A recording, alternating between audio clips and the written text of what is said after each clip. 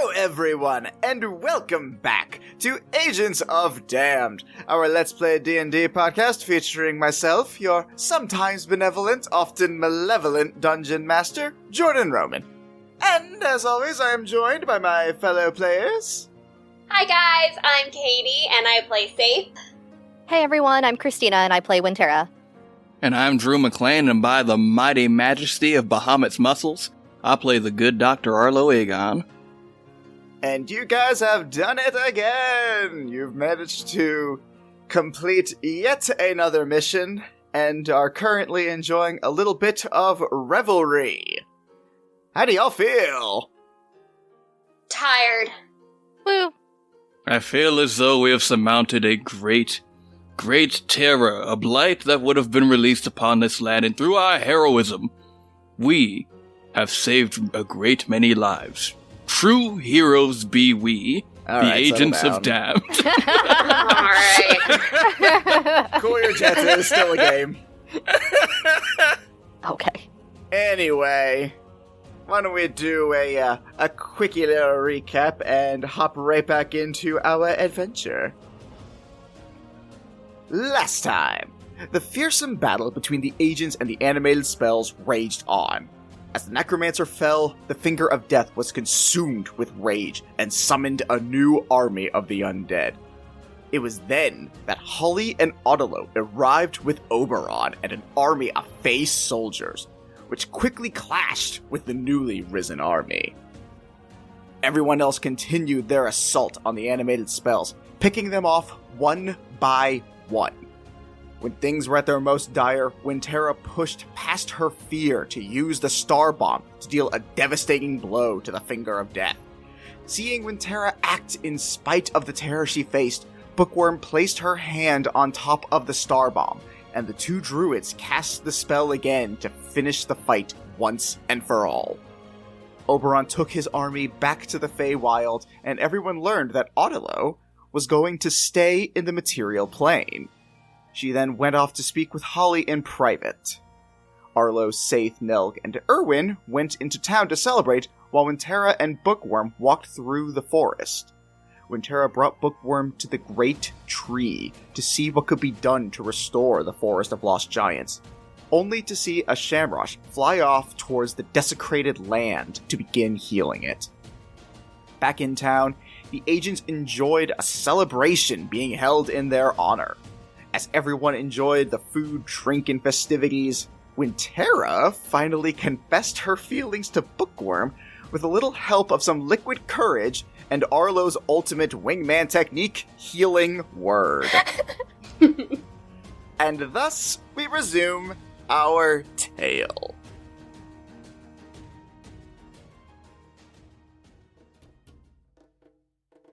So, you guys are presumably still at these festivities. Was there anything else you guys wanted to do, or did you want to call it a night, stick around a little bit longer, or maybe just head right back on to base? Like, whatever you guys want to do at this point. Winterra's very much involved in some more mead at this point, and she sort of moves over in between where Erwin and Nelg and Arlo and Saith are, and she kind of nudges her brother. She's like, hey, did I ever tell you guys about the time that Erwin got stuck in a log when we were playing It Bites? Oh my god, not this one. No, stop it. It's such a fun story. It Bites is the best game ever. You guys should play with us. Stop it right now. No, you're drunk. Where's mom? Where's dad? Where's someone to... Oh my god. I know I'm going to regret asking this. What is It Bites? Oh dear gods.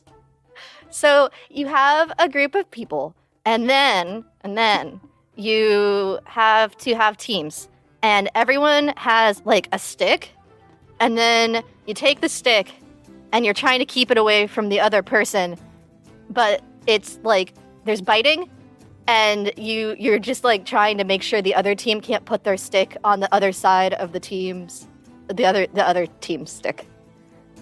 It's so much fun. This sounds like Void Ball, but with a lot of biting. Nelg leans over to you, Arlo, and whispers, "It's basically competitive fetch." Oh, that makes a lot more sense. We should all play at some point. I think that's the best idea ever. Erwin looks horrified as you say that's like, maybe we should go make sure that Mom and Grandma are okay. It's been a while since we've seen them, right? Come on, and tries to, like, drag you away from the group and quickly shoots back at you guys and just, like, shakes his head quickly like, no, don't let that happen. Oh my god. Erwin, it's okay. I know that you're upset because you have smaller teeth than me and that you're always embarrassed. My teeth are average. It's fine. Yours are weird.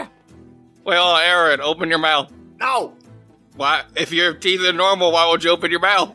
When Terrace fully tried to shove her hands into her brother's mouth to, like, help show off his teeth. Like, no, you should show them.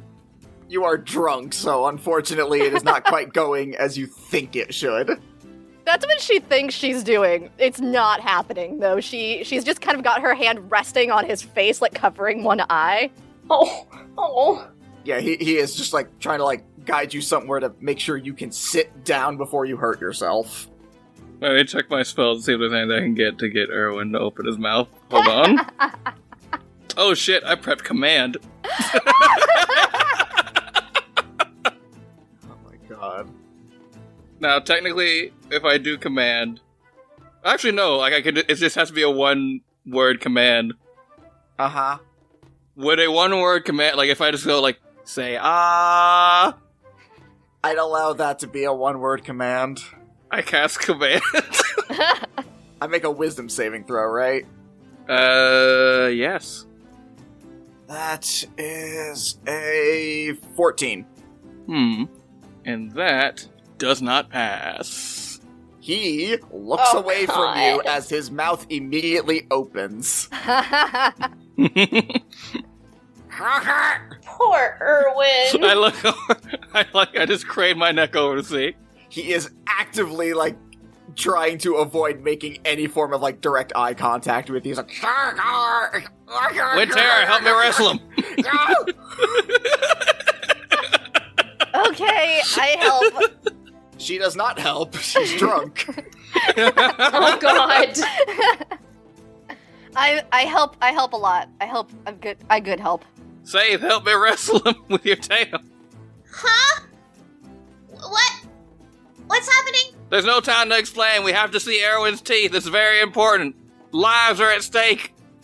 Erwin, for the love of God, people see my teeth all the time unless I cover my face. Just open your mouth. I don't care. At least you don't look like a goddamn shark. No, we're bears. We're not sharks. He's never seen a shark.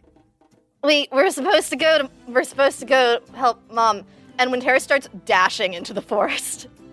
Oh god. Good luck catching her. And Erwin takes off after you. Also, technically, Erwin should be saying, ah. I am already attempting to talk with my mouth wide open. Boo! He should Enjoy just the be gift going, you get. Oh my Are y'all goodness. following? We follow in terror. Or at least I do. I don't know. Say that. I don't speak for you. You're your own lady. Safe will follow. Melk does not. He's just sitting back and enjoying the show. Wait, hold on. Oh, like runs off after Lintera and like then like sees Safe follow and then like stops and then runs right back and then like picks Nelg up and then brings him with him. Wait, what? Oh my god. He just scoops him. He's just like, Hey. You're coming too. So everyone's following Wintera. Yep. Wintera, where the fuck are you going? Oh, let's see. Would she actually go home? Would you be able to find your way home in your current state? One moment. Oh boy. No, I think I'm going home, but I'm not. Oh boy. Come on, guys. This is the way home. Absolutely. It is not, and you know it. No, Erwin's right. This isn't home. This is the log. I lied.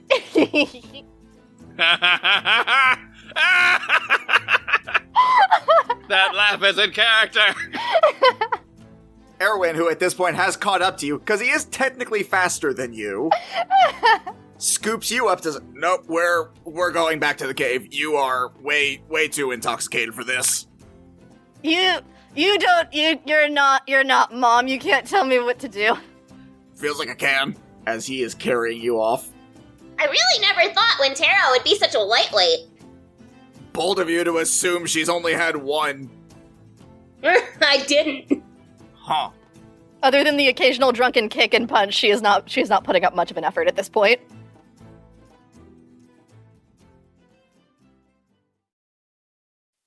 So, Erwin is bringing Wintera back to the cave so she can sleep off her drunken stupor. Are y'all, like... What is y'all's plan at this point? Are there beds at the cave? Define beds. Hard pass. Seith hangs back outside of the cave. Mm-hmm. And she reaches up and she grabs Modi by his scruff and she, like, picks him up and she sets him down on the ground. And she's just like, I'm not choosing you.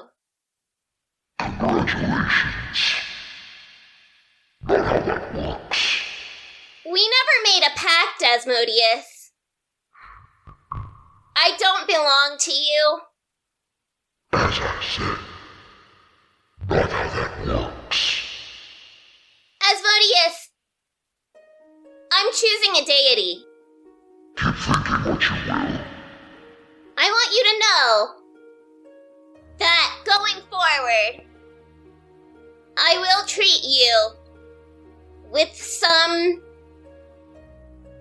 gram of respect that you do deserve, being the leader of hell and all. I'm not gonna treat you like some pet, but I'm also not going to deal with you trying to get me to deal in dark deeds, hurt my friends, and I'm not gonna let you hurt them either. I'm done with this little game that we have, Asmodeus. I don't want to play anymore. Oh, poor sweet child. You presume so many things outside of your own control. I'll let you think this for a while. I don't belong to you, Asmodeus. You can sit there and grin, He is. but after today, after everything, I'm too tired to give a shit about you anymore. I'm picking my deity. I'm going to learn magic, and you're not going to be involved. And then she's going to turn, and then she's going to climb up a tree and possum on out. Arlo, what you doing? So not to interrupt the scene, because I was like, this is a very, like, emotionally charged scene.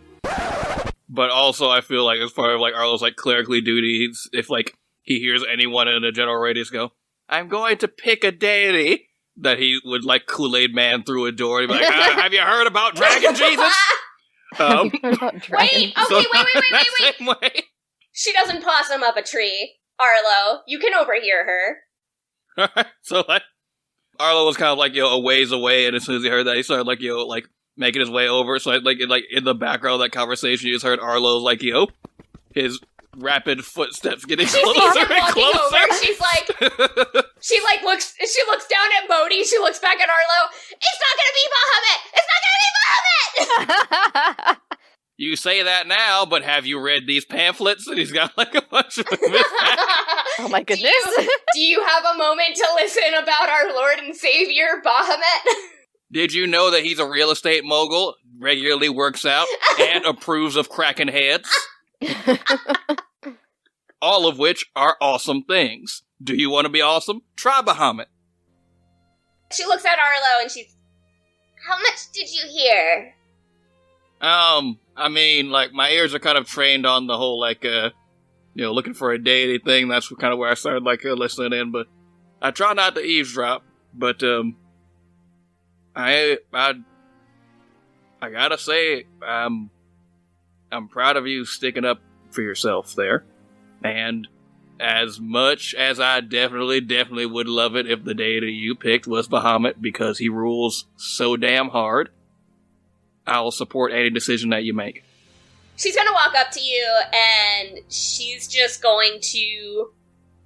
So you've gotten a side hug out of her. She really hugs you. I mean, she wraps her arms full around your neck, pulls you into a big hug, and she takes a deep, like, in an inhale, and you can kind of hear her shaking.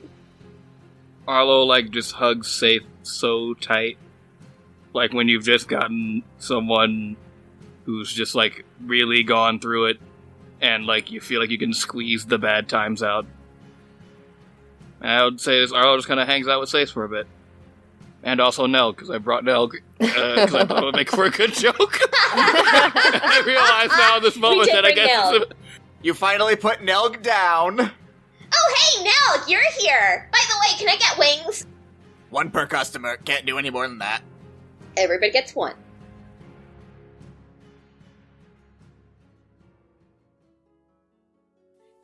So I assume at this point you guys are choosing to spend the night, yes? Yeah. Okay. So, you guys rest throughout the night. Some of you definitely better than others, as Wintera is actually quite restless. Despite her drunken stupor, as she sobers up, she actually finds that she's almost too jazzed up to even really be able to get much sleep. And as per her own fucking request, she does not get a long rest, she only gets a short rest. Okay, well, I guess it kind of makes sense, like a hangover. Yeah. Just so everyone knows, not my idea. Christina asked for this, so that's what's did. She's too excited because now she's got a girlfriend. Ooh. Not quite. Not quite what I had in mind, but that probably plays a part to it. There's just a lot. Yeah. We've all been through it. But morning does come, and you guys, I assume, start to make your way back over to Silvery Moon and the teleportation pad to finally head back home. Yeah, I think we all, like, pack Yes. him a head back. I think Arlo, like, after, like, going through everything with Sibo and getting, like, I would imagine that, like, he would, like, stop by and, like, pick up whatever custom coffee order he made at that special coffee shop to bring to Ryan. Yeah, no, you make sure to stop by over there, and Sibo, like, before you even get a chance to knock, he, like, busts open the door, like, oh, there you are, perfect, here! And he's, like, holding this, like, just still steaming cup of coffee that almost seems to have, like, this magical glow to it. I put it in, like, a little thermos. I mean, it was already in a thermos. He understands this was not, like, for immediate consumption. Oh, I just imagine he's, like, handing me just, like, a piping hot mug. No. He has that. He thought of for travel because, you know, he's a gnome on the go. And literally the second you take it from him, he just falls forward and collapses. Oh. Arlo just kind of, like, picks him up and, like, brings him in his lab, looks for a bed, finds none, just kind of puts him on a lab table, and, like, takes a little blanket out of his pack and just kind of, like, tucks him in on the lab table, then, like, pats him on the head, like, you had a long day, buddy. He had a long week. Then I head back to the teleportation circle. Wintera had hung back from the other two when they left, and she actually is sort of wandering around her home area and was looking for her mom and her grandmother. Yeah, you actually managed to find them by the lake that serves as the portal to the Feywild. They're just kind of sitting there, just talking. Hey, Mom. Hey, Grandma. Oh, hi, Wintera? Are you heading out today? Yeah, I think so. We're going back. Well, it was good having you back again. Yeah, it's nice always being back. It's quiet in towns for how loud they are. I miss all the animals. They're so chatty. But I just wanted to make sure I had a chance to actually say bye before leaving. Of course. This has all been Holly, just to be clear.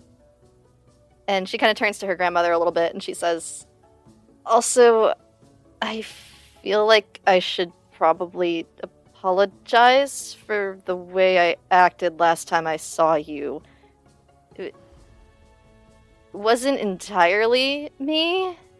Otelo holds up a hand as you're talking and says, "You have no need to apologize. Even if it wasn't you, you were right. I was afraid of facing my own daughter, of facing the decisions I made in the past. And now I've been given an opportunity to fix that mistake. If anything, I should be thanking you." Well, I'm glad that you'll be back. It's nice knowing that you're closer. I guess kind of. This whole thing is really new information, and I haven't really honestly had time to process finding out certain things. But I guess, is there anything you can advise? She thinks for a second and then says, "The Fae are a wild and unpredictable bunch.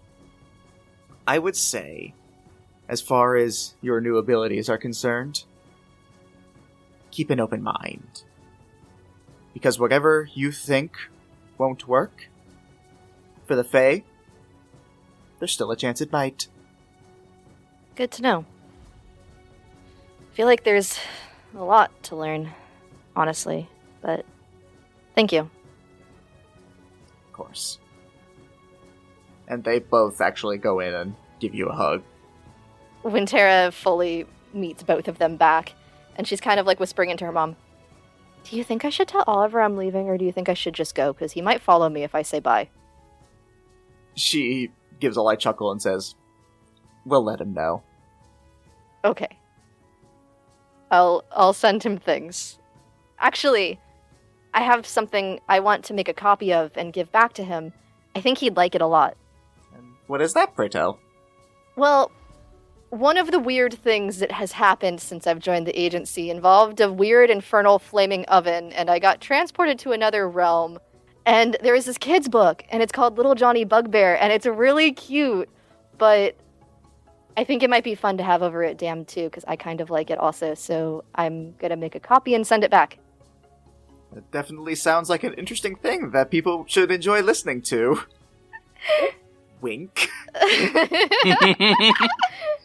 Wink. Wink! Jordan directly to camera, even though no camera is there. But I feel like that's one of the many weird things that has happened since I've joined this group. Apparently the things that our group goes through are not normal for all of the other things the other groups go through. It's a lot, but anyway. I'm glad I got to see everyone, and that everything is okay for a little bit. You can continue on with your job with your mind at ease, Wintera. We will continue to keep the forest here safe. Hopefully, when next we get to see you again, sooner rather than later, I hope, we'll have a new expanse, with the Forest of Lost Giants being healed. Oh, that's right. There's a Shamrush there. We saw it last night. They both look surprised, and look to each other and then back to you. And Holly says, "I didn't realize that. I suppose even the great Myliki has interest in healing that woods. We shall aid it in any way that we can." Yes. That's actually... I have another favor. In the grove, there's a giant's lily. When the forest is ready, do you guys think you can move some of its seeds there so that they can go back? I think Bookworm would like that a lot. Holly nods and says, "We'll see them blooming across the fields in time. You have my word." Thanks, Mom. I'm just gonna go now so that Oliver doesn't see me. But thanks. They both kind of like do that little thing where like they shoo you away with their hands and like, go on. Go play with your friends. She's just kind of like waving to them, and she just scurries on off.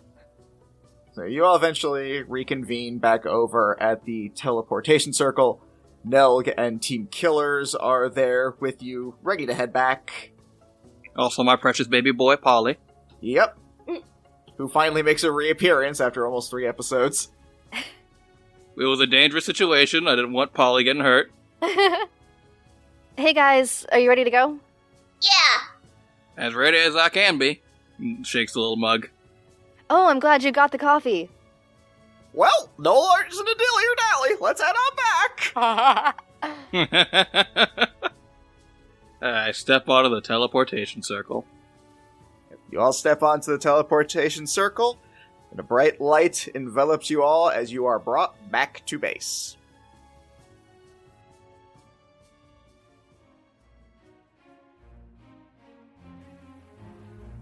As the light begins to fade and you guys find yourselves back in the dispatch area, you see Odart floats down and he has this very agitated look at you guys. And he says, well, if it isn't the people who got me in trouble. How did we get you in trouble? You left base without authorization. He kind of floats over to the side looking at Bookworm and says, mostly you, honestly. What? I thought we were cool to go. No, We did, in all honesty, think it was okay to go. yeah, well, I still got yelled at. Oh no, you got yelled at. Hey. Remember the first time the boss yelled at you and you were trembling for weeks? Yeah, but you're the one always saying hey. all the...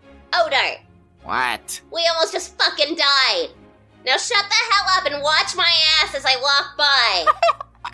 You hate to watch me leave, but you love to see me go, right, Odart? Right, buddy? Right? Okay, bye.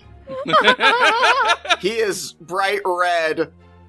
But says, actually, before you guys go, I was wondering, can you maybe, tell me what happened, please? I really, really want to know. And it's, if you guys had to claim reinforcements, it was really, really cool, right? Please, I want to know! Safe kind of pauses. She pauses, she puts her hand on the top of his head and kind of, ruffles his hair a little bit, and she's like, we'll tell you when you're a little bit older, champ. That implies some things. When Tara blows, magic in his direction, not any particular spell, but just, the essence of magic, and, kind of makes it look like fairy dust, and then just kind of walks away and sort of, drags Bookworm a little bit with her, as if to, just be we're leaving. I don't want to be near this one anymore. As you all do that, Odar actually floats in front of the door and says, okay, no, hold on. I got yelled at because of you guys. I'm owed at least a little bit of what happened. So, if you guys could... As Odar is saying this, his expression changes. And suddenly, he looks scared. And he whispers something. It's faint, but you're all able to hear it. As he says, Dad? He doesn't look like he's looking at you all. He looks like he's looking past you. When Tara kind of looks over her shoulder, very confused. Yeah, Safe also follows his gaze. Arlo doesn't get it. He's like, I'm pretty sure I'm not your dad. I don't think I'm anyone's dad. I mean, Odart, you okay? I'm 80% sure I'm not anybody's dad. Arlo. What? So, since Wintera was the first one to say she turns around, as you do, Wintera, you look behind you and you are suddenly overtaken with a feeling of fear as a hand grabs you by the throat and lifts you up into the air as you are face to face with Ash. What the fuck? Why won't you all just die? Can I try to kick him? You can try, but you're kind of just up in the air, and there's not a whole lot you can do at that point. He is seething with rage. I've tried everything to get rid of you. Everything to get you out of my way. But no one I send is good enough. Oh, if that's the case, I'll just end you all here and now. This whole miserable organization. All of you will disappear now. As he is doing this, he is momentarily distracted, and you all get one action before things get crazy. Hold your monsters, folks. Let them cast and hold monster. Okay, so that requires a wisdom saving throw, correct? That is indeed a wisdom saving throw. How long does it last? Up to 1 minute. Okay, so in this particular instance, as recompense for something I did in this arc, specifically me counterspelling unjustly one of your attempts at banishment, I will say he automatically fails this one. Yay! Yes! Oh, sweet. Nice! So he freezes instantly, and his grip is released, and Wintera, you drop. You guys now have 1 minute to figure this shit out before he is free to do what he wants again. Hey, how many rounds of D&D combat is 1 minute? 10, I think, because it's 6 seconds a round. It is 10 rounds, but you do also have a horribly scared child behind you who is freaking the fuck out. That is real bad, but what's worse is Ash being alive, and I feel like 10 rounds of combat could, really fuck his whole day up. You should probably check to make sure Hold Monster's wording doesn't mean he gets to remake that save anytime he's hit. Yeah. At the end of its turn. Fuck. Yeah. So I'm being nice and saying you have a minute to figure this shit out before we roll initiative proper. So when Tara drops to the ground, she's also kind of freaking the fuck out at this point. She's like, "What do you mean you're dad?" We don't have time for that! I'm aware we need to get inside or something. I don't know. We can't be out here. Safe is gonna grab Odart with her tail. Pick him up and, just keep him. Because I'm guessing he's, frozen. Yeah, no, he's petrified with fear right now. Yeah. So are you guys leaving the room? Yeah, we need to get to Ryan. Unless I can stuff a bag of, sneezing and choking down his throat. So we're in the teleportation room and he's paralyzed. Uh-huh. Can we teleport him away? That would require Odart to be able to do that, and he is not in a mindset where he can concentrate on a spell. Okay. Odart, buddy, listen, sweetheart, hey, so you know how you said dad earlier? I'm guessing that might mean you know some things. Got anything you can give to us? How'd he get out? Out? At this point, Strangling Mike puts a hand on your shoulder like, I really don't think this is the time to be asking 20 questions, especially since he's only there for a minute. No, we need to leave. Arlo looks at Saith and Tara and says, this fuckboy Supreme has been a problem for us long enough. This is our home, and he made the mistake of bringing the fight on our turf. Do what you need in order to keep everybody safe. Remember, we're stronger together. Odart, I need you to do me a favor, alright? You do this for me, you get a kiss out of it, okay? I need you to go get help. Odart, you get a kiss out of it. Get Odart out of here. Bookworm, Nelg, get him and yourselves to safety. Arlo's right. This fuckboy has another thing coming. At this point, Nelg steps up like, look, we'll get him out of here for right now. Bookworm and I will go. You guys just... We'll get it. Go. Get out of here. Go!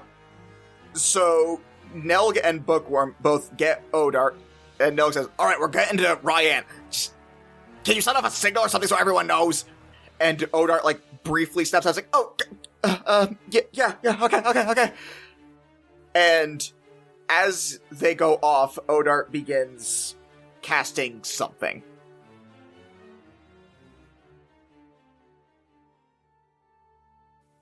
Everyone else on base is completely unaware of the situation.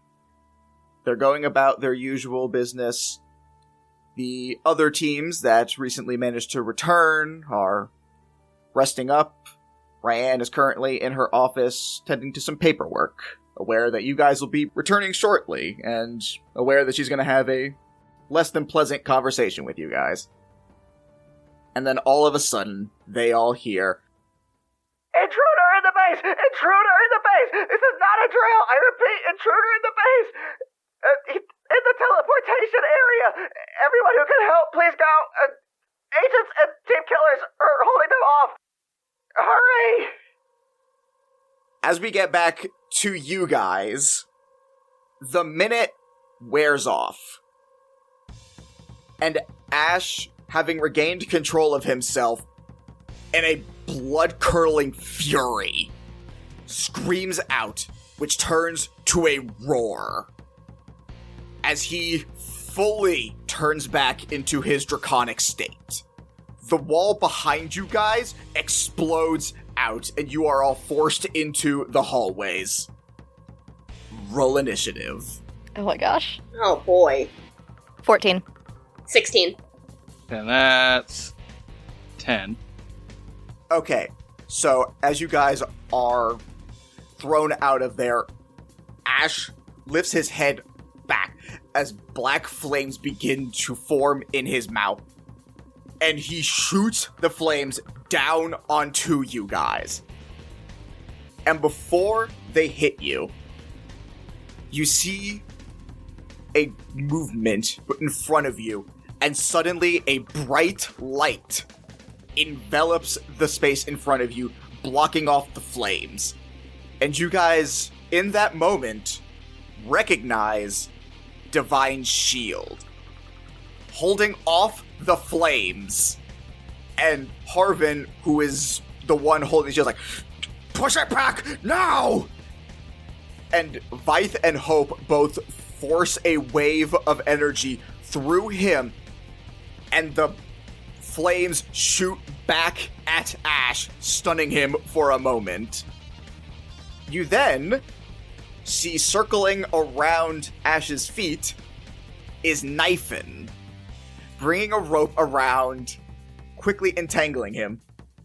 And then, stepping up beside you guys, "Step aside! It's time for fuckery!" Oh god. As P casts Catapult, launching several small stones, and a shrunk Frieden, who lands on Ash's head and whispers into him.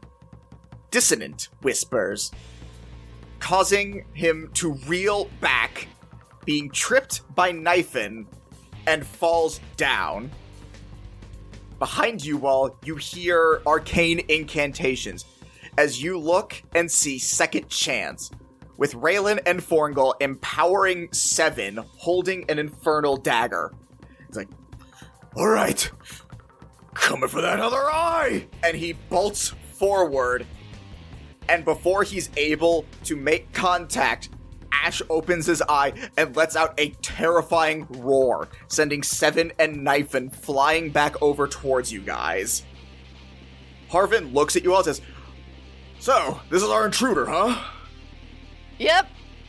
You know, we only bring the best of challenges. Raylan speaks up and says, "I honestly wasn't expecting to see Ash back here again." Neither were we. I've had too many run-ins with him lately, and I'm not fond of it. Harvin then speaks like, "Well, if this is the Ash that we've been hearing about, you guys have the most experience with this. We're trusting you guys with it. You take point, we'll follow. I am now going to send you guys a few things." Oh my gosh. Oh my god. This is their character sheets and what they can do. I'm so nervous. This is the special items that each of them has. Oh my god. Okay. Oh my god. And this Oh my- last one I am sending you is the layer actions that can take place depending on where in the base you decide to take the fight. What the fuck? If you'd like for us to take a minute for you guys to look over it, that Please. is fine. Please. Alright, so wait, for the audience, you guys can't see what our DM just sent us. We've got an 18-page document of all of the NPCs that he's brought in, a 3-page, completely filled-out document of all of their special items, and... All but one of which was homemade. all but one of which is homemade, so that's pretty fucking impressive, fam. Like, Seriously? I've been looking forward to this for a very long time. We'll talk about it later. Jordan Roman, like, I am... I can't say I'm speechless because I'm babbling right now, but damn, I'm impressed. Not bad, Jordarone. Not bad. Saif's gonna be the one who is up first, since you guys are not in an area with a layer action. So whenever you guys are ready, just let me know. Hey, if I use Entangle while he's flying, would that still entangle him? Let me look at the wording on Entangle, because I do not know that off the top of my head. Okay. Because I have Entangle, and it's got, like, the highest damage score and being able to, like, tie somebody up pretty quickly, so... To be fair, Knifin, I believe, also has Entangle, and as per the way this worked in the last fight, which was a test run for this fight, by the way, the actual final fight of the arc, you guys can use your reactions in order to command any of the operative teams, or any of their members. Oh, that also reminds me, you may have noticed that each of the teams also has some things at the end called team attacks. Yeah? Your reactions can use that, but if you do that, then the entire team is out for the round and has to spend the next round recharging. Okay, so it's the like Pokemon version of Hyper Beam. Yes, that's basically what each of those are, and they have different effects, with Divine Shield being primarily defensive, Fun Pals being primarily utility-based, and then the Second Chance team being mostly offensive-based. Team Killers, who I had to kind of come up with a little bit last minute, I didn't have much time for, so they're just kind of there. They're just the power of friendship, according to what I just read. I had to think of something, and one of them's a Kaleshtar. Insane. The power Final of friendship. Oh my god, 4d6 bludgeoning damage and 6d6 necrotic. God damn it. Damn, that rolls.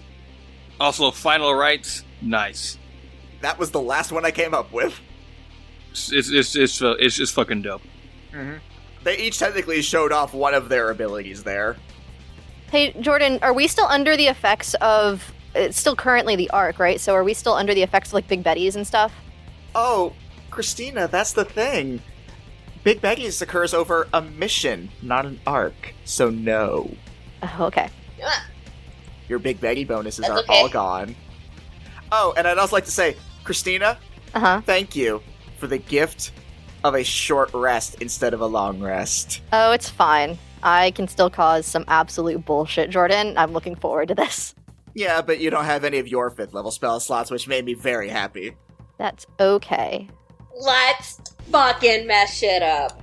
Katie, to answer your question, Entangle forms vines on the ground, so as long as he is flying, I will say no, but he is not presently flying. Oh, okay. Alright. He's just in draconic form. Yeah, no, he is just a big-ass dragon right now. I need him to make a con save. Alright, that is going to be it's pretty close, 31. So basically what you're saying I think he passes. is I'm useless. Yeah. Well, that's just gonna be a normal shot then. I mean, if you choose to forego movement action, then you can make it a sneak attack. I will also say, for you guys to be able to get to any of these places, it will take a full movement action for you to be able to do that. No, I want my move action to hide. Well, I mean, you could do that as a bonus action, but Here's my other question. Do we all have to move to the same place, Jordan? technically not. Okay. Oh, well, I mean, I think I hit With, a nat 20. yeah, 6 damage. okay. And then I'm gonna take my bonus action to hide. Roll a stealth check. So nobody's surprised that even though it's a low roll, is a 23. Alright, you're hidden. As far as you know, he can't see you. Huh, as far as I know. Nice. Alright, Yeah, well. Okay. That good for you? Yep. Alright. Yep. He's gonna take a legendary action now, because I remembered them this time. Oh, of course you did. And he is going to make a tail attack on you, Saith, because you did in fact not beat his passive perception. Ah. Fuck. So, his roll comes out to be an 18 to hit, Okay. but that doesn't matter because that's just with his pluses. He got a nat 1. Oh. So good news is he missed. That's a concerning number, though. Bad news. That is it for his action. It, as I said, fully misses.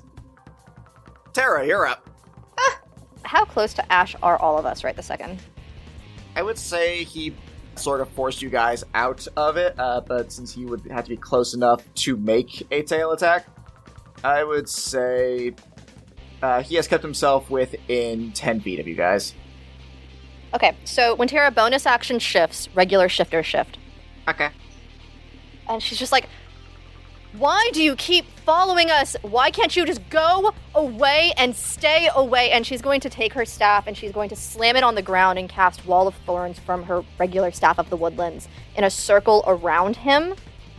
And he needs to make, he's probably going to pass it, but he's going to make a dex saving throw. Alright. Just him. We're all fine. That is a 17. Okay, let me just, I'm pretty sure that passes anyway. Yeah, so he'll take half this damage, but he still takes it. So he'll take 22 piercing damage. And if he wants to move through this, like, wall area that I've made around him and, like, in, like, a cone over him, he A, is only limited to a quarter of his movement.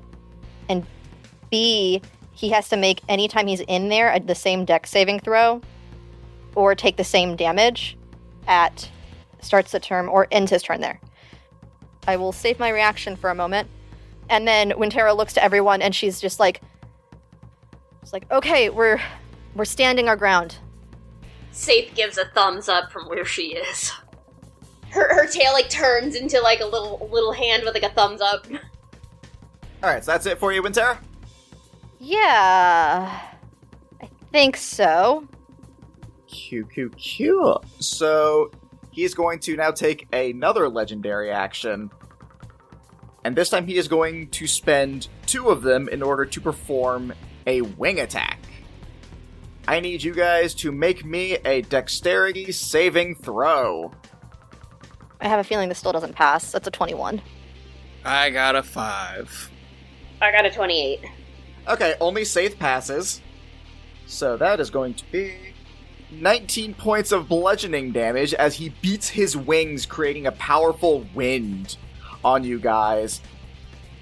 And Saith does not take any damage. But the rest of you are also now knocked prone. And then Ash is going to, because he can now move using up to half of his flying speed, which is 80, by the way. But it's still quartered if he's moving through the Wall of Thorns. Yes, that is true, so he has 20 feet of movement, which I assume is enough for him to get past it. That is the height of it. It is 20 feet high. Alright, so he is now flying above it. With that, it is now going to be Ash's turn proper.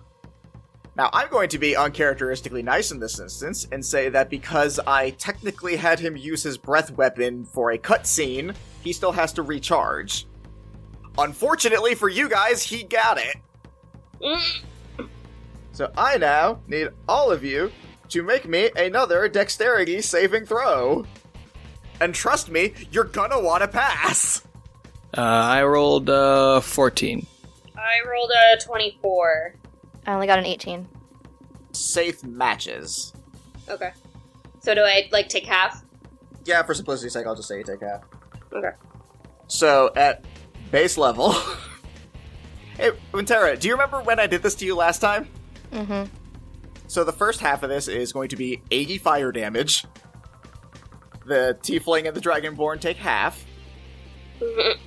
That's 40 fire damage. And 12 necrotic. Oh, man. So 80 plus 12. Uh-huh. So a total of 92. What's that rule about your character being instant dead? It has to meet the exact double thing of your thing? What is your, You have to take double your hit points in you have to take, double your hit points in damage. So she's just down. Yes. I wanted to make sure that the number was right before I made that official decision that she was just instant dead. No, you're just very, very, very, very down. How are the rest of you looking? I'm barely standing. Same. I took 52 points of damage and I have 67. So I'm standing, but... Well, fortunately for you guys, that is all that he gets to do on that one. Arlo, it's your turn. Alright, Jordan. First, Arlo checks on Polly to make sure that he's okay inside of his hat, from which he is safe from all possible harm. That is canonical. Second, I'm going to try to get a little weird on this one. Arlo is going to try to jump in Ash's mouth and choke him from within his throat like a chicken bone. Arlo's going to run up and say, "You've been talking a lot of bullshit for someone who can't talk, because I'm going to choke you." And he's going to run in and try to jump into his mouth. Okay. Well, first, if you're going in his mouth, that's going to provoke an opportunity attack because you're going in his mouth. Does a 24 hit? Unfortunately, yes. Okay, that's 14 points of damage. And Arlo is down. Fortunately, he can't take his last legendary action because wing attack costs 2. We're back up to the top of the order. Saith, what are you doing? Alright, well, so... Team Killers... has been with us this whole time, so I'm gonna say that they have probably formed some sort of attachment to us, right? And I'm gonna make eye contact with Strangling Mike. Uh-huh. And signal to him to make a team attack. And I'm gonna hold up 4 fingers and then make the sign for S. Strangling Mike looks over at you, gives you a big thumbs up and says, "You got it!" And he is going to then turn to his allies, shooting Johnny and stabbing Jim, and say, "Alright guys, let's show this guy the 4th S of killing! The power of friendship!" And they all high five, and Ash is just so horribly, viscerally confused by this. And so he's going to attempt his wisdom saving throw. A 15? That will fail. So he will be taking the 6d12 psychic damage, and will be stunned until the end of their next turn. Would you like to roll that 6d12 damage? Oh god, yeah, sure. Alright, go ahead and roll it. Oh, very nice, 60. You rolled very, very well on that, goddamn. Thank you! Yeah, Ash retches as he attempts to understand the pure idiocy of how the 4th S is friendship, and in what way that translates into doing murder, as both are foreign concepts to him. And then Shooting Johnny kind of like leans behind Strangling Mike and looks at you, and says, "It's actually psionics." I'm gonna give a healing potion to Modi and have him scurry off to Arlo. As you attempt to give him the potion, Nope. he looks at you and says, "I'm sorry. I thought you didn't need me." You still wanted a partner, you fucking asshole. Alright, whatever. done with these trifling games now? No, fuck off. I already told you I'm not choosing you. I want a partner in battle, Asmodeus. You're not a partner. You're a burden. I'm gonna go ahead and drink up my 50 points of healing potion.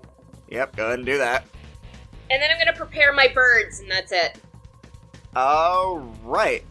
Since Ash is stunned, he cannot do anything at this point, so it is now Winterra's turn. No legendary action. Death saving throw. Fingers crossed. Incorrect. You have the perioptive wound closure. I'm stabilized. Thank you for remembering that for me. I forgot about the period!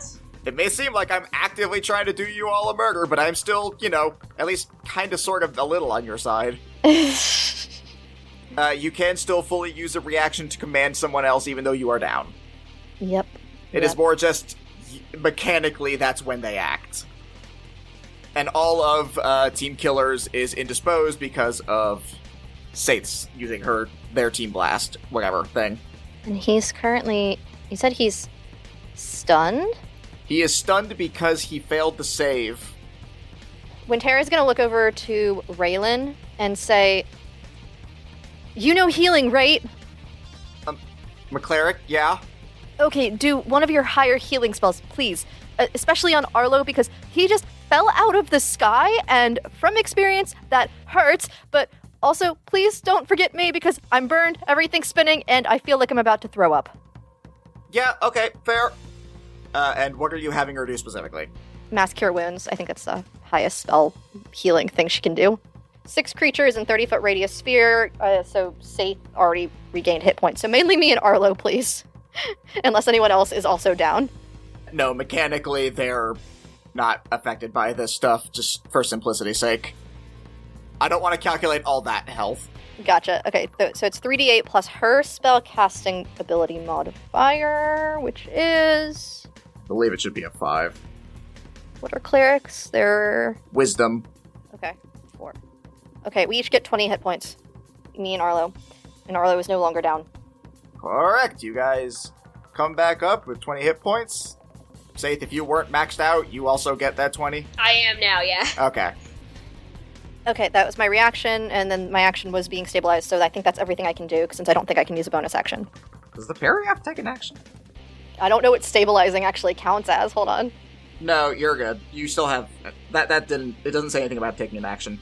Oh, so I still have my regular, thing I can do? You can still take your turn. Oh, hell yes! Nice! I didn't realize that. Well, in that fucking case, since my Shepherd of the Fae says I can also take an action to turn into that, and it does not specify, Jordan, that I have to have one of my shifting forms available to do it. It just says I can also go from bonus action to that into that. I'd like to just use my action to become the Shepherd of the Fae and flip Ash off as she's seen Saith do before. I think you said this means go fuck yourself. It does! Yep. And he can't do anything because he is still stunned. And then the auto spirit totem that comes out is going to be her bear spirit. Yup. So then you also all get temp HP, please. Because God knows we need it right now. Yes, please! So, adult bear, everyone gets 14 temp HP, and you get advantage on strength checks and strength saving throws while you're in the aura. And that's everyone, including the NPCs, but 14 temp HP. Alright. Very nice. And that's all I can do. Okay. So, with that, it is now Ash's turn. He spends his turn being stunned. Arlo, it is your turn. Oh my god.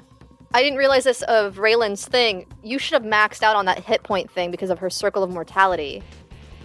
When restoring hit points on a creature with 0 HP, your spell heals for max hit points. So then that would have been... said 3d8, so that would be base 24 plus her thing. Mm-hmm. So just an additional 8 points of healing for you two. Yeah. Okay, for Arlo's action this time, let's go a little bit less wacky. And I'm just going to use a good old-fashioned banishment. Alright, that's a charisma save, yes? Yep, that's a charisma save. Okay, that's a 4 on the die, which comes up to 17. Yes, a 17 passes. All right. Is tripping hazard still available? Yes. Then I'll have him do that and use his reaction. Let's see. Okay, tripping hazard, knife entangled. Okay, so this is the thing that I literally just had them all do. He immediately takes 3d8 bludgeoning, makes a wisdom save, followed by dex.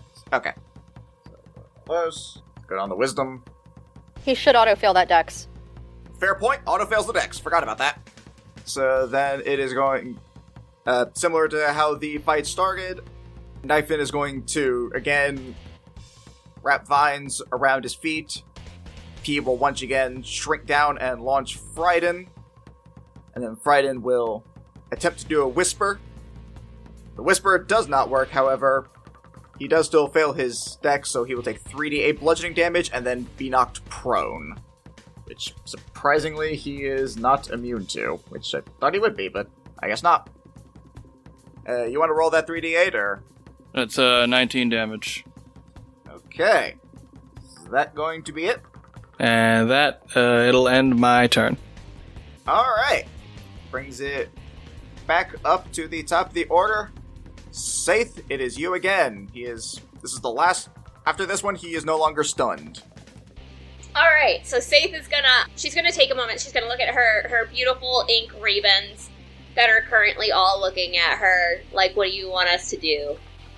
And the one that usually rests on her chest sits at, like, the top of the order, like, he is at the forefront, and she smiles at him directly, and, like, I know her finger would go through his beak, like, they're not, like, they're ink beings, like, they can attack and cause harm if they want to, but really, they're not actually there, so, like, she, like, boops him on the snoot, and she's like, I don't know if you can hear me, my old friend.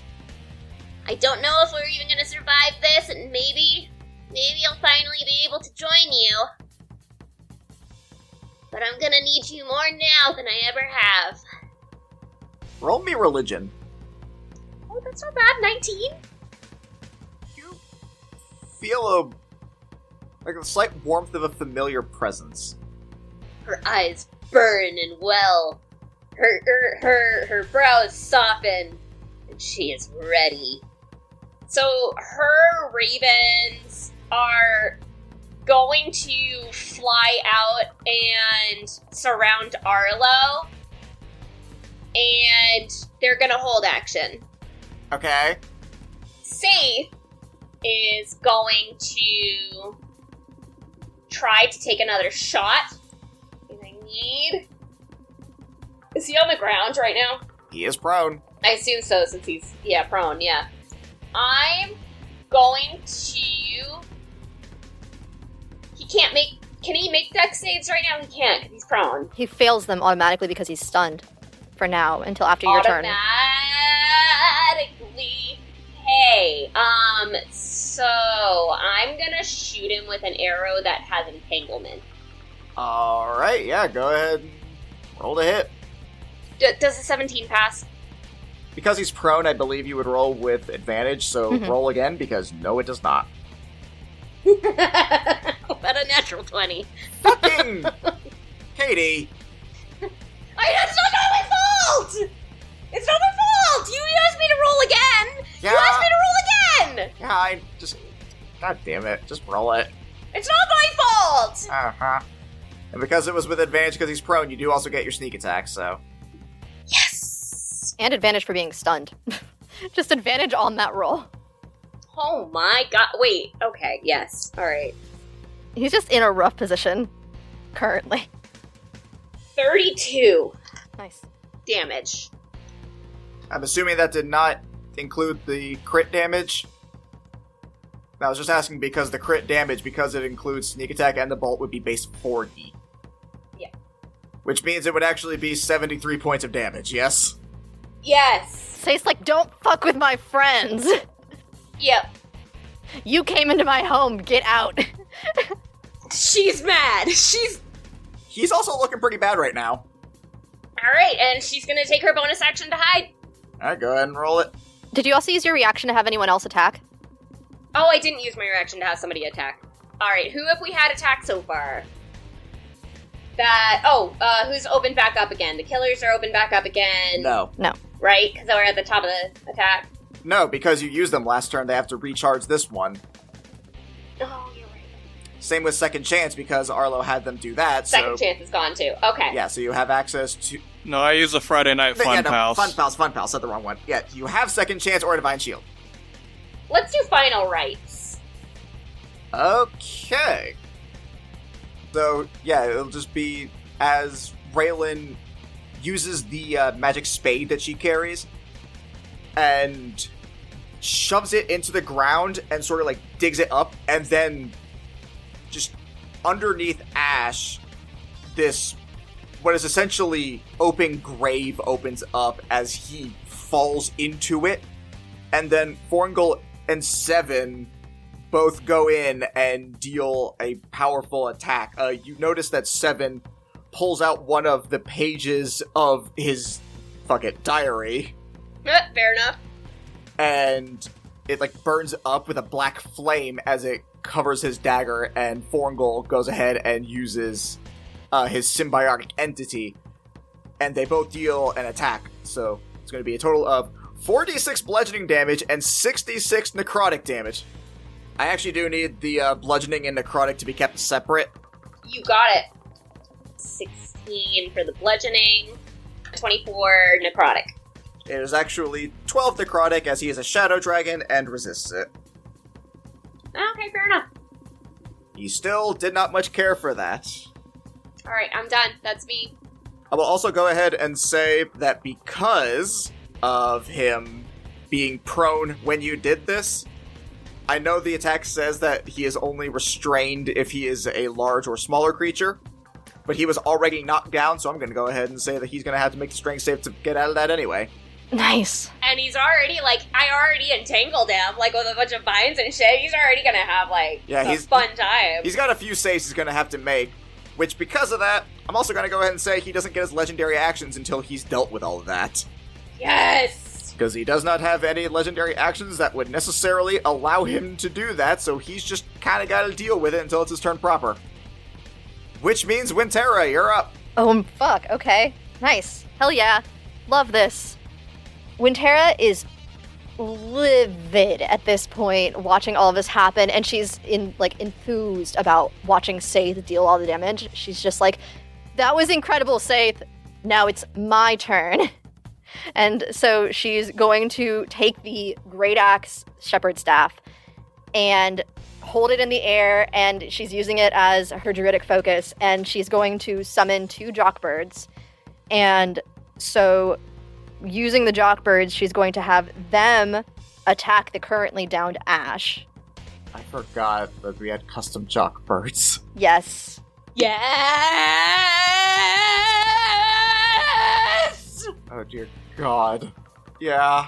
That was a 25 to hit from the first Jockbird. And if you want me to do them separate, I don't know if you want me to do them both at the same time, since they're both attacking Ash.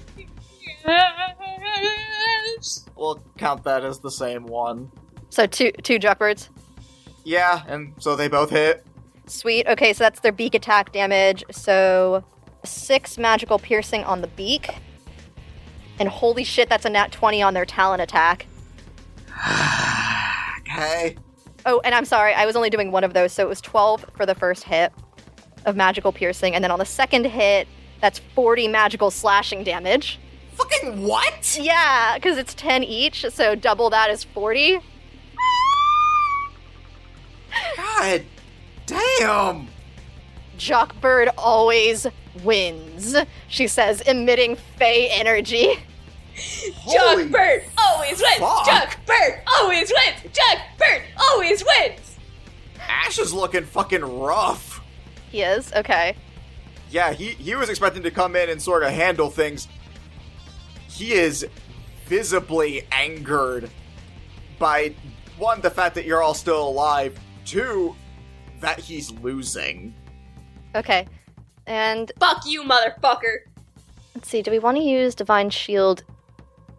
I feel like they might be better off attacking on their own. Yeah, so when Tara then turns and is directly eyeing Hope with, intensity, she's like, Yeah. Myliki, I don't like you, but I know you can hit hard. Can you use that weird cleric guiding bolt thing and hit him as hard as you can? And I'd like her to upcast guiding bolt at a 5th level.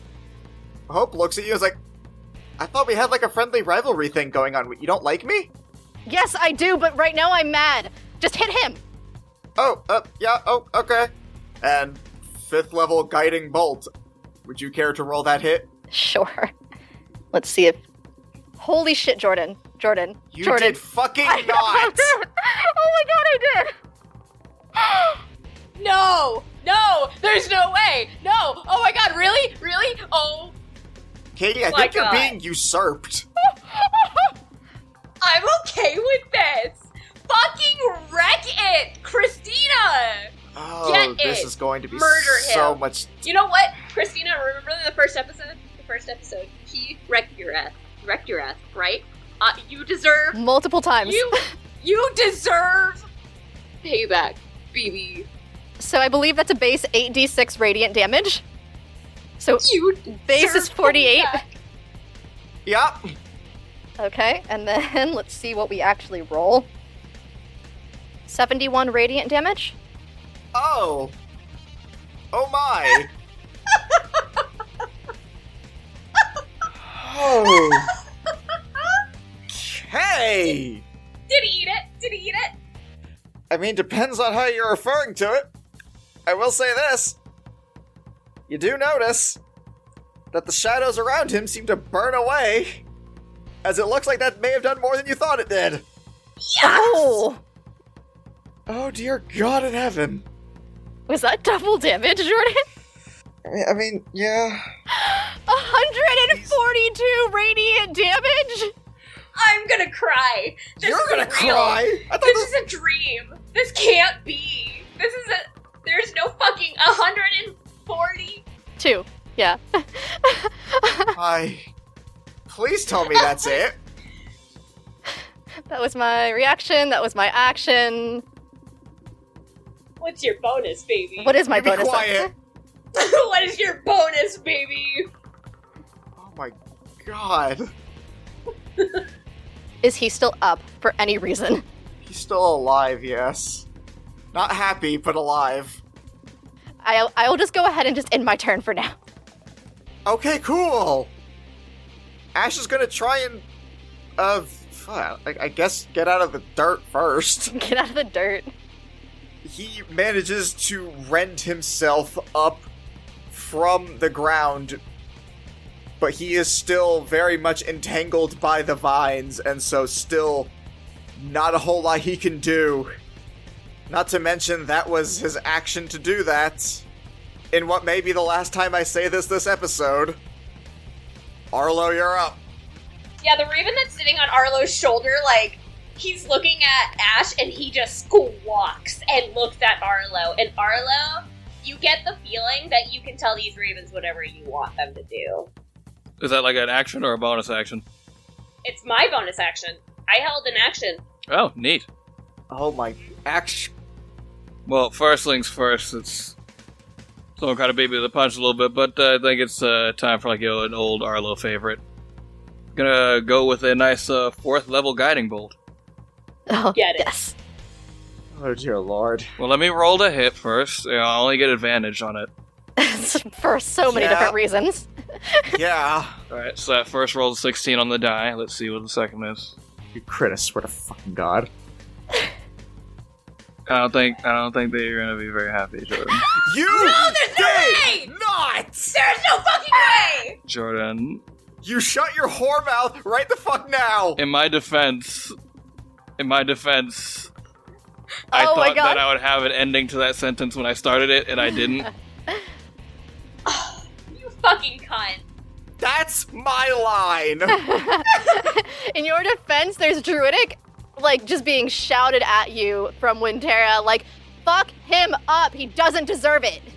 He Oh doesn't my- deserve any of our, like, respect. Hit him. She's so mad, she just... Was your full Druidic. respect ever on the fucking line? No. I'm just gonna roll 7d6 of damage and like whatever else, like whatever the math Yeah. for like the additional 7d6 is. He's taking that. I think that's 42 if my math is doing. Oh my god. The cleric said, "Get out." Jesus. I fucking hate it. I thought for sure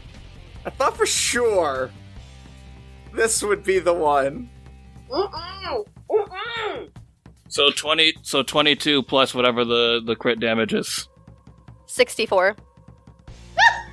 So that's a Nintendo 64 of holy damage. But how's he looking? By some divine miracle, he still has the slightest modicum of HP left.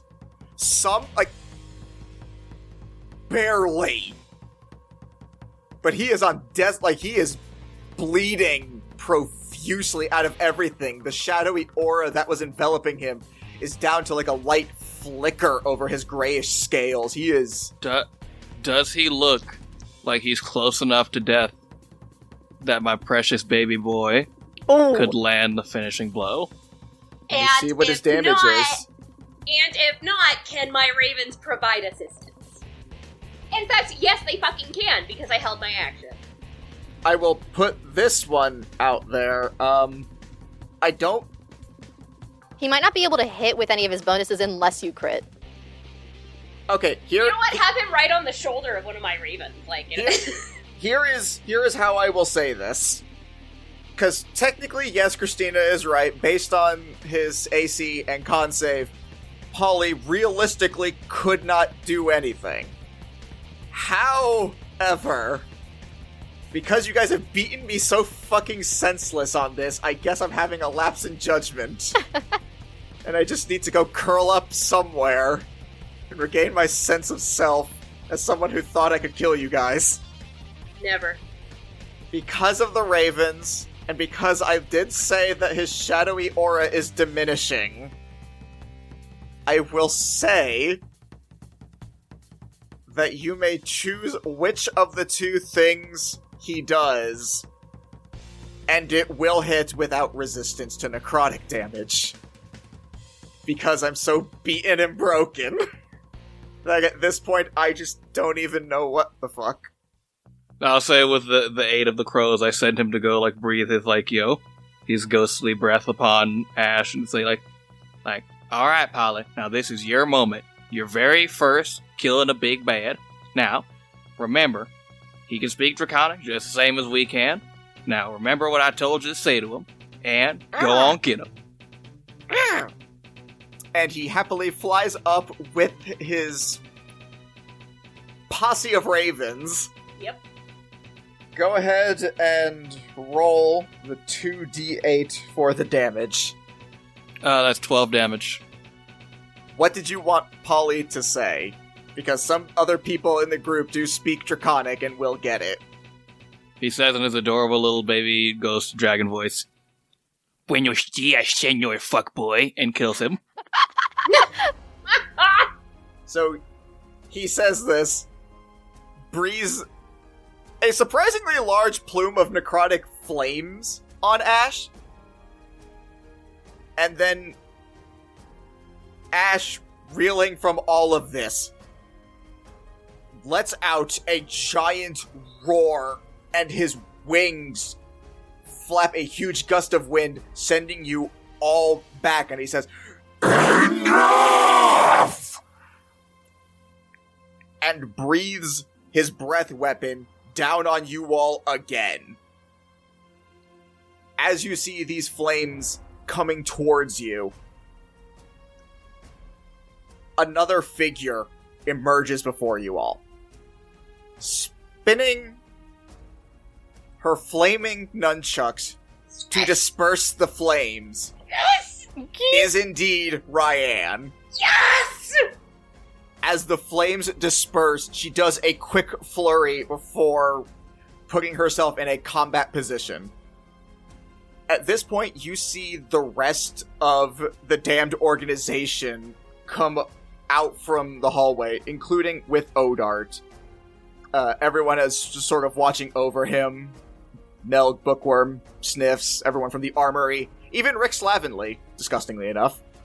And you see that Orlo actually comes up beside Ryan, and then Ryan turns to him and says, "You've all done well to hold him off this far. We'll take it from here. Rest up." And as Ash looks angrily down upon them, over to the side, we see Odart again. As Odart looks up at this thing, Bookworm holds on to him, trying to comfort him. But the look of fear is still very much real on Odart's face. And then something seems to happen. It's nothing any of you can tell. He puts his hand up to his chest and suddenly collapses. Everyone tries to check up on him. And then Odart screams out as a column of magical energy erupts from him. You all notice this immediately as everyone turns over to Odart. And as the energy dissipates, Odart stands there, confidently, as if no fear had ever been present. He carries himself not as you all know him to, not that carefree nature, but... Not a pep in his float? No. He carries himself with the posture of a warrior. And he walks over confidently to Ash. And Ash is confused seeing this. And then Odart looks up and says, "You know, it's funny. I could have sworn I dealt with you already. I guess some pests just don't go away." What are you talking about, you insolent little twerp? I've never seen you before in my life! And Odart snickers to himself and says, "Well, not like this. But I do remember fighting you before the darkness. Though I guess fighting may have been a bit of a stretch. After all, then as now, you're nothing." And upon hearing that, Ash pauses, as if he's seen a ghost, before being overcome by a violent anger as he screams out, Vincent! In an instant, Ash charges at Odart, and then, before Ash's eyes, Odart vanishes. From Ash's perspective, we see, just as Odart disappears, Ash falls, rolls on the ground, until he is looking at his own body, with Odart floating overhead with a sword made of dark necrotic energy. Odart then turns back to Ash, extends out a hand and says, "This time, don't come back," and ignites Ash's body in a black flame, and his body is soon destroyed. Yes! Oh shit. Odart floats back down to the ground and looks over to all of you and says, "I think you all did an admirable job of holding that thing off. Rest assured, though, he won't be coming back this time." Safe is gonna walk up to him, and she's gonna look real serious. I mean, like, she's always grinning, so she doesn't, she obviously can't look serious. But, like, as she is, she looks scary. She looks pissed off at him. She looks fucking done. And she's gonna, like, wrap her tail around him. She's gonna pick him up, until they're face to face. Mm-hmm. She's looking at him. She looks angry. And then she gives him what she promised. She kisses him. He gets a kiss. He gets a real good kiss. She brings him on in. She brings him on in, and she just plants it right on him, like.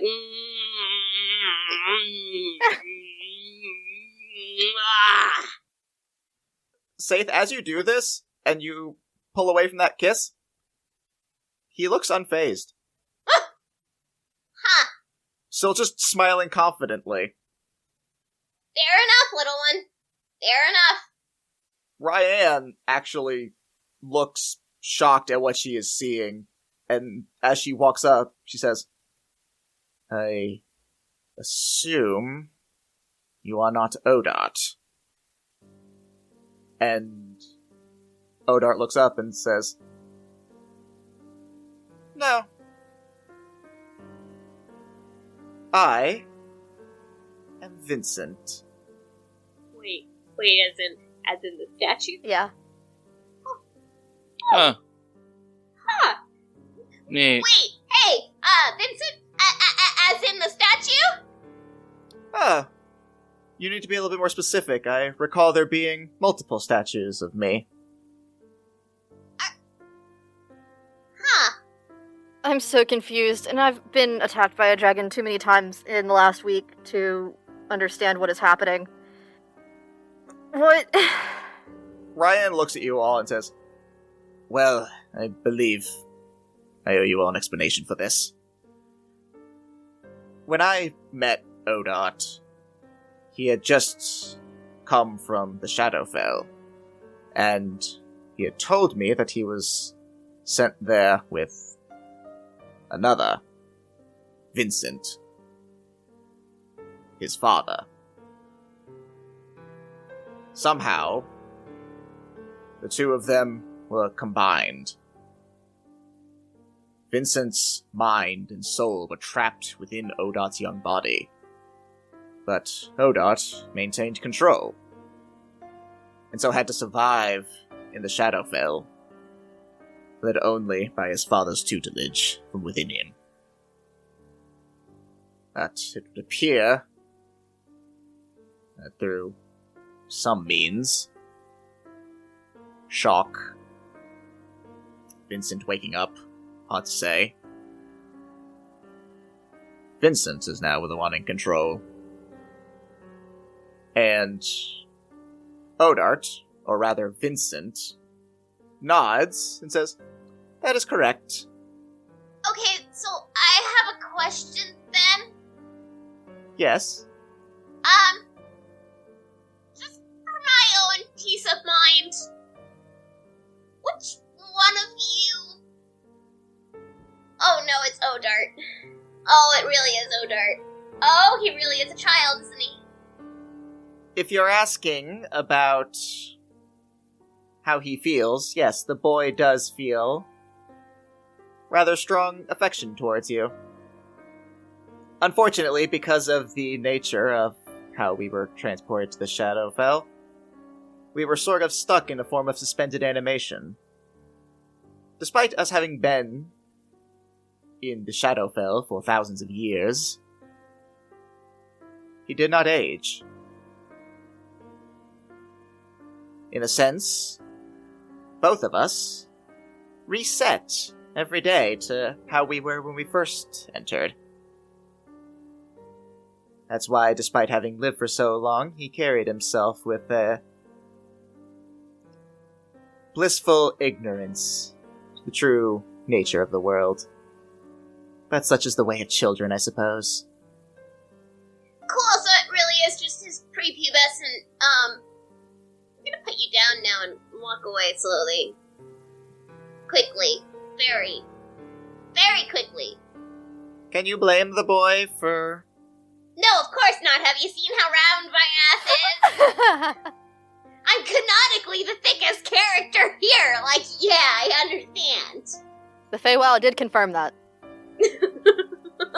I heard from some of the interns that, like, that's actually really Odart's, like, very specific thing. Well, I suppose I can't slight the boy for being into... of having his own interests. It's not terribly important right now, though. All of you roll me insight checks. Holy shit! God damn it. There's no fucking way. Did you get a 20? I fucking got a I'm 20. gonna burn your dice. It wasn't even the blood dice this time! I don't care. I'm gonna burn your dice. All of them. It was the dice that Christina bought me for Christmas! And they're burning. Sorry. I got a 23. I got an 18. It kind of occurs to all of you a couple things as you're interacting with Vincent. One, he hasn't been speaking as someone, especially when he's referring to Odart. He doesn't talk very, affectionately. The other thing is, he hasn't even referred to him by name. He just keeps calling him the boy. It's oddly distant, in a way that's kind of unsettling. And then, another thing that kind of occurs to you all. If Vincent's the one in control, that means Odart's currently the one who's sort of sealed away inside. So, Vincent, is this gonna be a permanent thing, or are we, eventually gonna get our friend back? Well, I suppose if I can find the means of acquiring my own body, then yes. But until such a time, the boy had quite a bit of time in control. I think it's only fair I get to stretch my legs. I mean, I'm pretty sure they're his legs. Ryan steps forward as you say that and says, I'm actually prone to agree. You're the boy's father. You should be willing to do what is right for him. So I'm going to need to ask you to give Odart control again. We'll work with you to find a means of regaining your body, but it's not right for you to steal his free will. And Vincent looks around at all of you, and still smiling his confident smile says, I think not. And Ryan draws her sword and says, wrong answer. What do the rest of you do? Do I get an action, or is it just a thing? Cinematically, what do you do? Cinematically, I'm charging a spell blast at him. As you guys sort of get ready for what almost feels like you all sort of enter this standoff as all the other operatives also sort of brace themselves. And then Vincent looks around and says, You know, it's actually funny. This entire time we've been talking, I've actually been having an entirely separate conversation. Ever since I killed the gecko. I was a paladin in my previous life, but that god appears to have abandoned me. Maybe they died, who knows. What gecko are you talking about? He fully ignores you. Kind of lost in his own monologue. He says, The god that has been speaking to me now, I believe you all know to be named Bishaba? Oh, fuck no. I don't recognize that name. Me neither. It's the one that Ash keeps referencing. It's Ash's goddess. Oh! Yes. Thank you. And he says, She seems to be more in line with what I want, as long as I help her. And frankly... And a column of black magical energy erupts around him. And when it fades, you see what looks eerily similar to the visage of Ash. But this time, more like an older man. He has a full beard, little wear to him. This looks like more of a complete person, more like the statue that you saw, than what Ash always looked like. And it seems just at this that Ash was trying to imitate this. Vincent, in this form, looks at you all and says, I think I'd rather side with her. All I need do is spread chaos around the world, and I am free to do as I will. No! No! I'm afraid you don't have a say in the matter. It is sad that you all will have to perish this day. It is clear you will stand in my way, but rejoice in this. I will make sure your names are carried on as legends of heroes who fought for what was right. I can at least grant you all that. And as he summons out another spectral blade and readies himself for a battle that at this point sort of dawns on you all is completely unwinnable to you all. And before he can do anything, his hand rises up to his face, and he starts to let out a scream. Energy starts to wildly whip around him as he starts slashing at the air, almost as if he's fighting something within himself. And then he looks up at you all, and you hear, Guys! Odart? Odart! I'm sorry! He's too Odart, strong! you can... No, you can do this! Odart, you can! I'm sorry. He's about to take over again. But there's one thing I can do. And he begins waving his hands around, creating arcane sigils in the air. All of a sudden, underneath each of you, a teleportation circle emerges, along with a barrier preventing you from moving from that spot.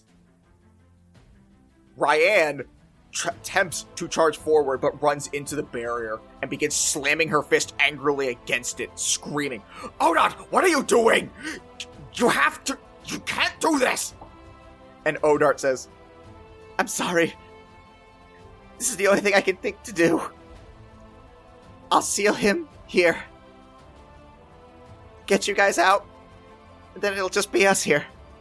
He won't be able to hurt you if he can't leave. And as a tear rolls down his face, he just looks at you all with a smile and says, Thank you all for giving me a real family. And a bright light envelops you all, and the last thing that you hear is Ryan screaming out, Odot!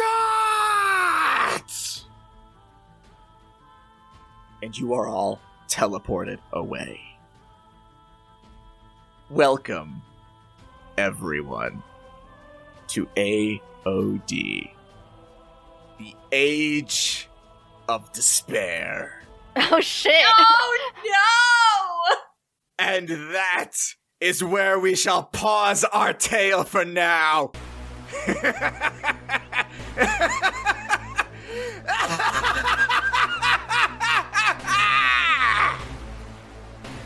Hello, everyone. This is your sometimes benevolent, often malevolent Dungeon Master, Jordan Roman, checking in at the end to thank you all so much for listening, and to please ask you to listen to the very end so you can catch some hilarious bloopers that didn't quite make it into this epic finale of Arc 4. If you want to hear more about this episode and everything that's happened thus far, please support us on our Patreon at patreon.com/agentsofdamned, where you can hear our exclusive after show peek behind the screen, as well as a few other benefits for higher tiers, including our monthly Tales of episodes, where you get to hear a little bit of insight into someone not with the agents. We also do shoutouts for some of our more illustrious patrons, including S. Sealark, who will also be entered into a monthly raffle to see if they get to be in a one-shot with one of us DMing their choice. If you want to find out more about what we're all about, then you can head on over to our website over at agentsofdamned.com, where you can get full cast bios, transcriptions of all the episodes, and a link to our merch store, which you can also find at tpublic.com/user/AOD. You can also follow us on all of our social medias, Facebook at AOD, Instagram and TikTok at Agents of Damned, and Twitter at Agents of D. If you want to follow us on our personal Twitters, that's me at Pokechap, Christina at Greekachu, Katie at Missy Mystery, spelled MYSSY Mystery, and Drew at Liger Cero, spelled Liger CER0. We also have a fun little community of people on our Discord at AOD. We send out links on our Twitter every once in a while, so keep an eye out for that so you can join our merry little band of people. We also do some Twitch streaming every once in a while. We're at twitch.tv/AODcast. I do streaming with RPGs every Saturday starting at noon. So be sure to check that out. It's a lot of fun. Currently doing Cosmic Star Heroine, which is one of my favorite little lesser known titles out there, but it's a lot of fun.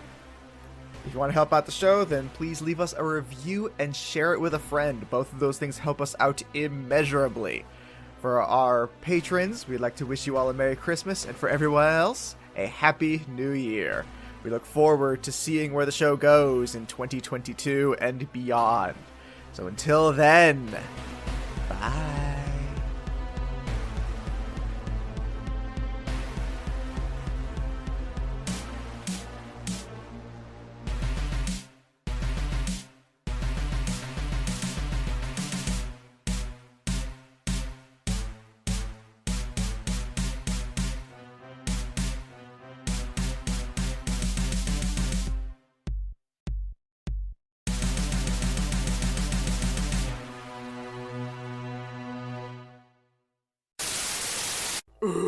This sucks.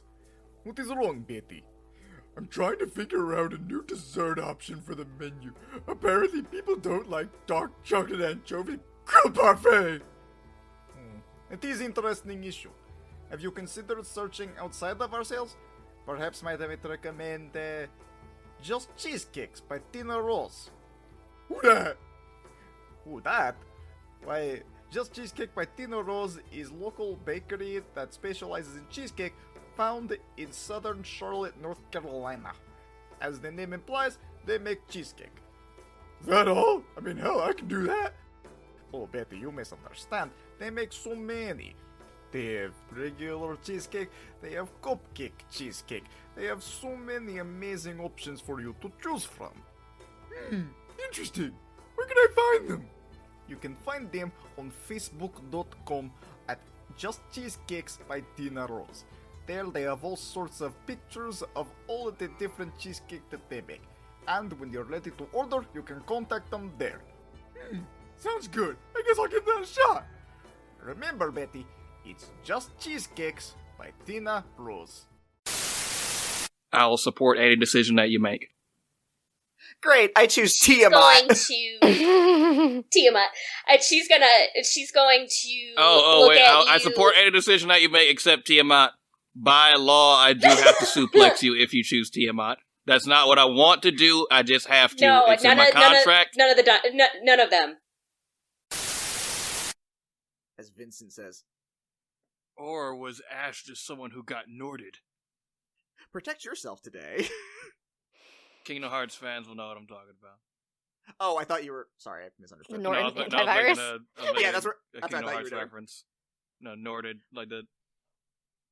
So without getting too far into it, like, friggin' Xehanort, whatever he gets is, like, his bullshit. And people there, like, make him look like him.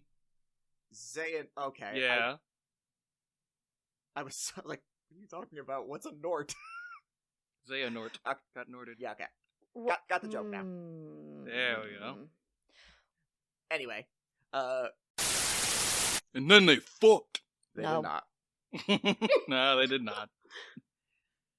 So, Oh, I do have a legitimate addendum. I think you forgot something very important. I do think that we collectively decided on calling the Finger of Death Fingy of Dingy, and I think it's disingenuous to refer to it otherwise. I thought it was hand drew fancy fingers. Yeah, I think there was some debate over that. So, Jordan, can you be the final, weigh-in? Is it Fingy of Dingy or hand drew fancy fingers? It's gone and not a problem.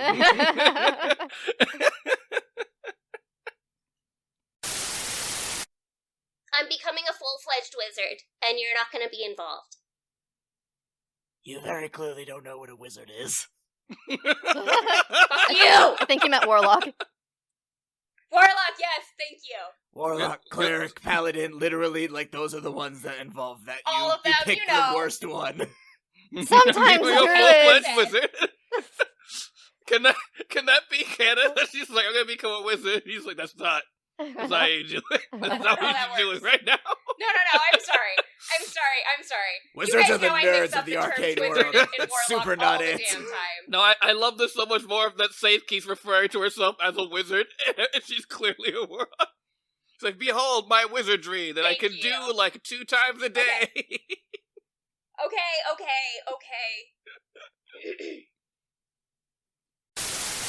Open your mouth. Wintera's fully trying to shove her teeth into her hands into her brother's mouth. About to say, excuse you? Shove her teeth into her brother. No. You know, like a murder.